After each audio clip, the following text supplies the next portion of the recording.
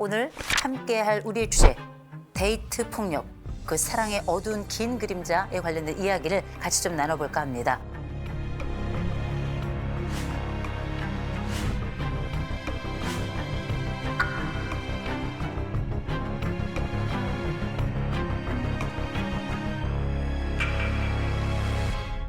그러면 제일 먼저 해야 될 건 뭐냐?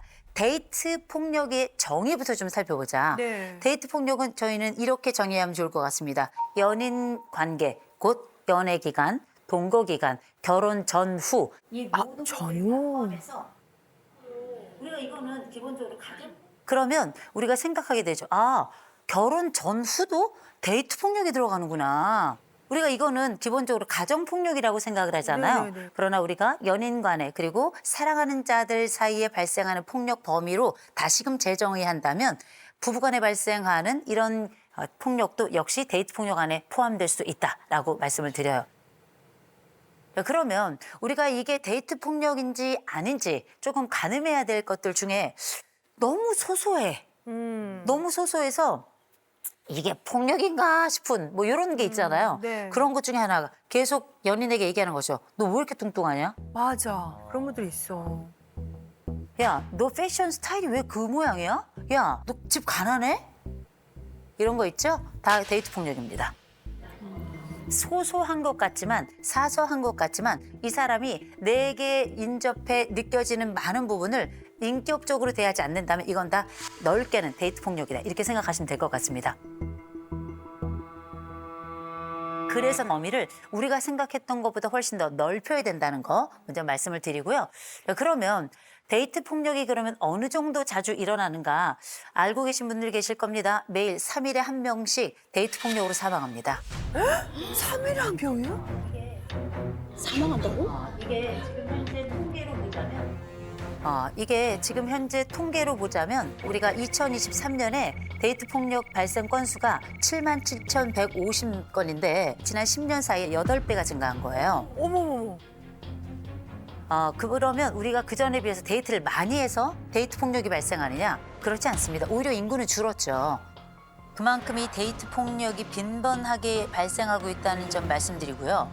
그럼 지금부터 혹시 내가 데이트 폭력에 포함되어 있는 건 아닌가? 또 나는 이 데이트 폭력을 어떻게 가늠할 것인가? 그 가늠할 수 있을 만한 일종의 척도 같은 게 좀 있으면 좋겠죠. 지금부터 6가지 질문을 여러분과 나누겠습니다. 자, 첫 번째입니다. 휴대폰 SNS를 수시로 내 파트너가 검사하고 비밀번호를 요구한 적이 있다. 그건 안 되지. 두 번째, 친구, 가족 만나는 거 싫어하고 다른 모든 사람들과의 관계에서 떨어뜨려 고립을 시킨 적이 있다. 곧 점점 친구가 떨어져 나가는 거예요. 세 번째, 다 널 위해서야 라고 얘기하고 그리고 행동을 통제하기 시작한다. 또 네 번째, 때리고 미안해, 다시는 안 그럴게. 이런 일이 여러 번 반복된다. 그다음 다섯 번째, 화가 나면 나 죽으러 가겠다. 잠수 타. 그러다가 다시 나타나서 애골복골해서 다시 잡아. 그리고 화가 나. 그러면 또 다시 헤어지겠다, 죽여버리겠다, 혹은 죽어버리겠다. 둘 중에 하나로 상대방을 협박하는 게 있어요. 이 모든 순간이 지금 6개의 항목인데 적어도 하나 있으면 정말 조심하셔야 됩니다. 하나만 있어도 조심하셔야 돼요. 두 번째, 2개 이상이 있다. 특별히 2개가 있다. 이거는 진짜 위험 신호입니다. 이제 임박한 재앙이 여러분 앞에 있는 거예요. 3개 이상이다. 도망가세요. 이게 무조건 도망가셔야 돼요. 왜냐하면 이 신호들을 사랑하기 때문이라고 생각하기 쉽거든요. 그러나 여러분 알고 계셔요. 데이트 폭력의 이 6가지 항목을 보니까 나타나는 공통점이 있죠. 사생활이 없어져요. 나만의 비밀이 없어지는 겁니다. 어머머머머. 한 개체는 성인으로 성장한다는 건 나만의 영역이 있고 누구도 침범하지 못하는 그 영역에서 나만의 사적 비밀을 가질 수 있는 그런 권리, 바로 나만의 그 자리가 있어야 되는데 이 자리가 사랑이라는 이름으로 침범당하는데 자주 침범당할 뿐만 아니라 내 것이 점점 없어지죠. 이건 폭력의 가능성이 대단히 높아지는 것이다. 이렇게 생각하시면 좋을 것 같아요. 자, 그러면 제가 상담했던 사례 중에 정말 월스트, 쓰레기 넘버 7. 저는 이 생각을 사실 좀 하게 되시는데 여자가 4살이 연상이에요. 근데 이 전에 이 남자가 여자에게 목숨을 걸었어요. 왜냐하면 이 여자가 정말 예뻤습니다. 누가 봐도 지나가다 한 번씩 이렇게 돌아보는 사람 있잖아요. 그 정도로 매력적인 사람이었는데 이 사람에게 목숨을 걸고 쫓아다니기를 반복하다가 나중에는 이 여자가 보는 앞에서 난 너 아니면 죽겠다고 시위까지 하고 아이고. 그러니 이 여인은 생각하게 되죠. 이 남자인가 보다. 아. 이 키워드 잘 기억하세요. 이 남자만큼 나를 사랑해 줄 사람이 없다. 이 생각이 들어서 이제 교제를 시작했어요. 술도 같이 먹고 이러면서 이제 잠자리를 하게 됐어요. 잠자리를 하고 나서 그 다음 날부터 이 남자가 완전히 돌변했습니다. 뭐? 완전히 돌변해서 이 여자에게 그전에는 존댓말을 했어요. 갑자기 반말을 시작해요. 이 남자가 이 여자와 함께하는 약속에 늦기 시작하고 그리고 자기가 늦은 장소가 있으면 그 장소에 가야 되잖아요. 자기가 있는 자리로 다시 그 여자를 불러요. 이런 방식으로 시간과 전반적인 주도권을 완벽하게 장악을 했습니다. 근데 이 남자가 진짜 나쁜 게 뭐냐면 이 여자하고 약속을 했어요. 펜션을 가자. 펜션을 가자고 하고 난 다음에 자기 친구 3명을 그 펜션으로 불렀습니다. 설마. 부르고 그 자리에서 이 남자가 갑자기 이 친구들을 딱딱딱 쳐다보더니 이 여자를 세워놓고 뺨을 때렸습니다.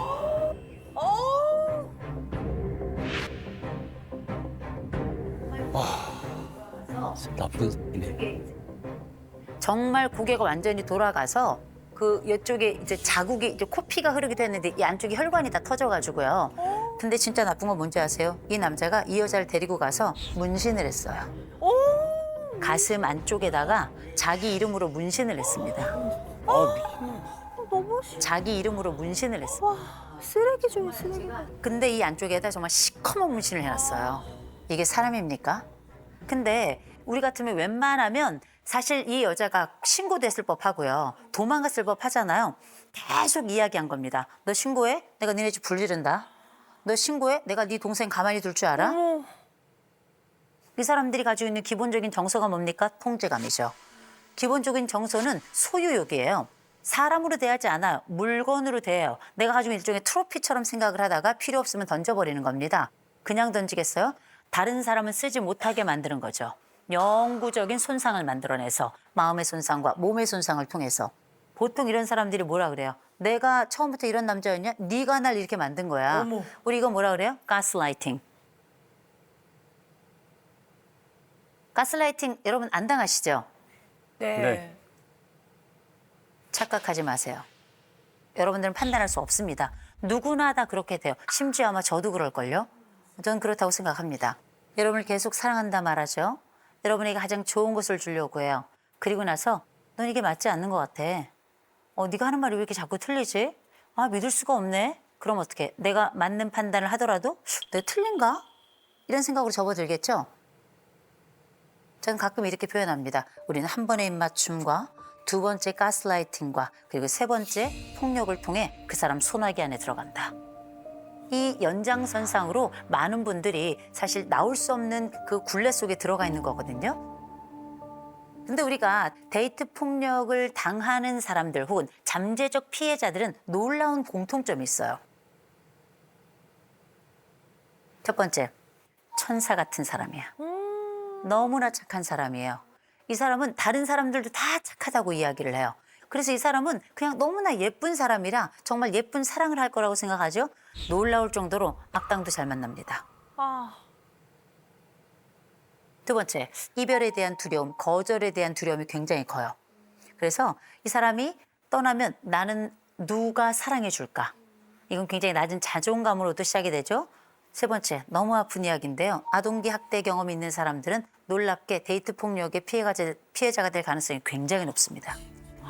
진짜? 우와. 왜 그러냐면 내가 어떤 폭력을 당해도 이게 폭력이 아닌지를 가늠을 못해요.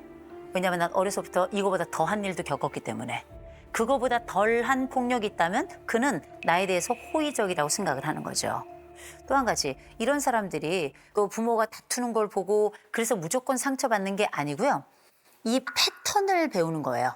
아버지가 어머니를 다루는 패턴, 어머니가 아버지를 다루는 패턴이 워낙에 익숙해져서 나중엔 이게 내 결혼 혹은 나의 연애의 구도가 돼요. 이게 하나의 구조가 돼버립니다. 그래서 경우에 따라선 나쁜 남자를 마치 찾아다니는 것 같고 나쁜 여자를 찾아다니는 것 같은 이런 인상까지 주는 게 이 과거 그 학대를 경험했던 사람들이 가지고 있는 이 성인기에 당하는 데이트 폭력 피해자들의 특징이기도 합니다. 다 그렇다는 건 아니에요. 그런 경우가 있고. 네 번째, 구원자 역할 생각하는 사람. 구원자가 되고 싶은 사람들이 있어요. 제가 아니면 이 사람을 누가 구합니까? 구원자야. 그러나 이런 방식의 구원은 절대 이루어지지 않습니다. 왜냐하면 폭력은 여전히 상존하고 이 폭력을 뒤집거나 전복할 수 있는 힘이 없잖아요. 이런 사람은 사랑으로 녹이는데 한계가 있는 거예요. 또 한 가지 안타까운 건 의존성이 큰 사람들이 있어요. 모든 걸 다 맡기는 사람들. 그래서 사랑하니까 나의 비번을, 사랑하니까 나의 통장을, 사랑하니까 나의 몸을, 사랑하니까 나의 시간을, 사랑하니까 나의 공간을, 사랑하니까 나의 인생을 다 제공하는 거거든요. 그렇게 모든 걸 다 주고 나면 이제 나의 자산은 아무것도 남는 게 없죠. 그러면 전적인 통제와 의존 관계로 들어가게 됩니다. 그때는 내가 벗어나고 싶어도 모든 걸 잃었기 때문에 회복할 수가 없어서 일어날 힘도 없는 거예요. 의존성이 큰 사람, 이 사람들은 쉽게 통제와 그리고 의존 관계로 들어갈 수 있다는 걸 기억하셨으면 좋겠어요. 그리고 우리가 꼭 알아야 될 또 하나의 내용이 있는데요. 트라우마 본드라는 것도 있어요. 트라우마 본드라는 건 뭐냐면 폭력은 말입니다. 폭력만 있지 않아요. 달콤함을 늘 함께 가져와요. 어떤 엄청나게 무술을 잘하는 남자하고 한 여자가 결혼을 했어요. 근데 이 여자가 이 전전 남자친구가 준 선물하고 편지가 거기 있었어. 이 남자가 읽고 또 읽고 또 읽고 또 읽고 그때부터 이 여자를 보고 이 여자가 갑자기 웃으니까 왜 그 남자가 생각나서 빡 와. 때리기 시작한 거예요. 그러면서 폭력이 일어났어요. 폭력이 일어나고 난 다음에 뭐 했냐면 여자가 만신창일 거 아니에요. 안아가지고 욕조에 온수를 틀어놓고 데리고 가서 구석구석 닦아줘. 최악이에요, 최악. 너무 싫어. 악마 아니야, 악마? 악마다. 머리 다 빗겨주고 머리 드라이기로 다 말려주고 데리고 나가서 가장 좋은 곳에 가서 밥 먹고 가장 좋은 곳에 가서 선물 사주고 그리고 나서 얘기해요. 난 너밖에 없다고. 폭력과 달콤함이 반복되기 시작했죠. 나중에 시간이 지나서 무슨 일이 벌어졌는지 아십니까? 이 여자는 맞으면서 다음번에 이 남자가 해줄 목욕이 생각나더래요. 어머, 어떡해. 미치겠다. 이게 사람이에요. 너무 어이가 없죠? 이게 사람이라는 게 이렇게 무서운 겁니다. 나라는 사람이 맞으면서도 그런 생각을 할 수 있는 게 그게 인간이에요. 그래서 우리가 이런 달콤함과 이런 폭력이 반복이 되면 이게 하나의 나에게 조건으로 자리를 잡게 되는 겁니다. 이것처럼 비참한 일이 없죠. 그래서 이 사람이 나를 어떤 식으로 통제하는지에 대해서 큰 그림을 보셔야 되기 때문에 반드시 친구들하고 이 얘기를 나누셔야 돼요. 내가 맞았다. 내 뺨을 때리더라. 내 멱살을 잡더라. 내 머리 후려치더라. 이런 얘기를 마음 나눌 친구들이 있어야 돼요. 근데 이 얘기 못하죠? 왜? 수치심이 있으니까. 그래서 뭐해? 엄마한테 얘기 못해. 친구한테 얘기 못해. 또 가장 중요한 상담 현장이나 경찰에 신고해야 되는데 이걸 하지 못하는 거예요. 왜? 나의 치부도 드러나니까. 그렇지, 맞아. 그렇지. 창피하고. 근데 우리가 기억하시기 바랍니다. 폭력은 가속도가 붙어요. 더 심해질 거예요. 더 고통스러워질 겁니다. 부끄러운 게 문제가 아니에요. 살아야죠. 제가 말씀드렸죠. 3일에 1명이 죽습니다. 그게 내가 아니고 그게 네가 아니라는 그런 보장이 있습니까? 그게 내 딸이 아니라는 보장이 있어요? 그게 내 아들이 아니라는 보장이 있습니까? 그런 거 없는 거예요. 우리가 이런 상상을 하는 이유는 딱 하나예요. 조심해야 되고 그리고 내 스스로 두고 올감에 들어가지 않는 게 중요하다는 거죠. 맞아요. 아니 근데 선생님 그 주변에 만약에 이 데이트 폭력의 이 징후가 보이는 커플들이 있을 수도 있을 수 있잖아요. 있지. 주변에. 그럼 그거를 이제 저희가 나서서 적극적으로 말려야 되는지 아니면은 그냥 조금 모르는 척 이렇게 눈 감아야 되는지 어떤 게 더 좋을지 잘 모르겠어요. 이게 참 어렵습니다. 내가 네가 분명히 데이트 폭력을 당하는 걸 알아. 그런데 걔가 나에게 간절히 그렇다고 구해달라고 얘기도 안 해. 그러면 이건 접근해야 될까 말아야 될까 참 너무 어렵죠. 우리가 신고 의무자는 아니에요. 신고 의무자는 아니지만 폭력의 징후가 선명할 때에는 저는 같이 가서 신고해야 된다고 생각합니다. 아. 그래서 뭘 해야 되냐면 이런 폭력의 경우에는 해바라기 센터 같은데 신고하시고요. 해바라기 센터에 신고를 하실 때는 정말 좋은 점이 뭐냐면 신원이 보장이 돼요. 신원이 보장이 되기 때문에 내가 정말 얼굴을 그 가해자에게 내밀지 않아도 되는 겁니다. 따로 분리 조치를 하기 때문에. 그래서 잊지 마시고 내가 이런 어려움을 처한 사람이 있다 싶을 땐 신고하자, 내가 해주겠다 이렇게 얘기를 좀 해주셨으면 좋겠어요. 여러분의 신분 다 보장됩니다. 우리의 사랑이 우리의 이성을 멈추게 하고 우리가 가지고 있는 이 심장이 우리의 전전두엽을 멈추게 한다면 이 사랑은 건강한 사랑이 아니에요. 눈 뜨고 사랑을 봐야죠. 인생의 도둑이 우리가 원할 때 들어옵니까? 그렇지 않아요. 인생의 불행이 우리가 원할 때 우리의 일을 덮칩니까? 아니죠. 불행은 우리가 원치 않는 순간에 아무 때나 덮치는 거고요. 도둑 역시 우리 인생이 어느 순간이나 침범하게 되는 거라 적어도 우리가 예방을 위한 머리 구조는 좀 가지고 있자. 또 내 자신을 잘 보호하고 안전한 사랑을 위한 데이트 폭력 예방책으로 저희가 한번 이야기를 나눠봤고요. 우리도 그렇게 예쁜 사랑 그리고 서로에게 안전한 사랑 그리고 의미를 만들어가는 그런 사랑을 같이 해봤으면 좋겠습니다.